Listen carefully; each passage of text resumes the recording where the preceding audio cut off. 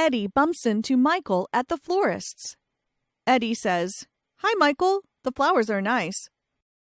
Michael replies, "Yeah, Eddie, do you know Lynn's elder sister Alice?" Eddie says, "Yes, I saw her last week. She's pregnant." Michael says, "Yeah, she just delivered a baby boy yesterday. We're going to visit her later. Would you like to come along?" Eddie says, "Sure, thanks for the invitation. So are these flowers for her?" Michael says, "Yes.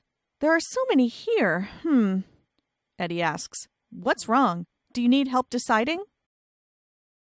Michael replies, "No, I'm just wondering.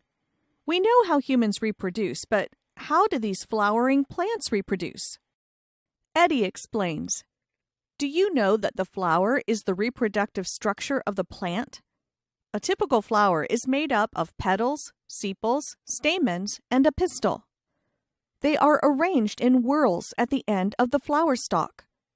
Michael asks, "So the flower reproduces by using sepals?" Eddie explains, "No, the sepals form the outermost whorl of a flower. Sepals are usually green in color and look like small leaves. They enclose and protect a flower during the bud stage." Michael says, "Then it must be the petal, since the petals look so wonderful." Eddie explains, "The petals are the second whorl of a flower. Yes, petals are usually colored and have a nice smell. They attract insects to pollinate a flower."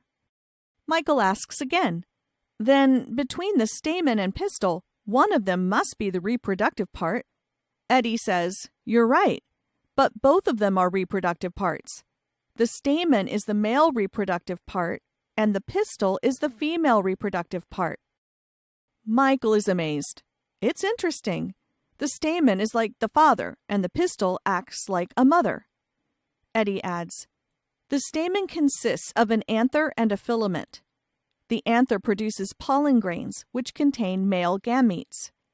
The filament holds the anther in position so that pollen grains can be easily transferred to the female's reproductive parts. The pistil is made up of a stigma, a style, and an ovary. The style positions the stigma to receive pollen grains. The stigma receives and traps the pollen grains on its sticky surface. Female gametes are produced in the ovary and contained in the ovules. Once the male and female gametes are fertilized in the ovule, the new embryo is formed."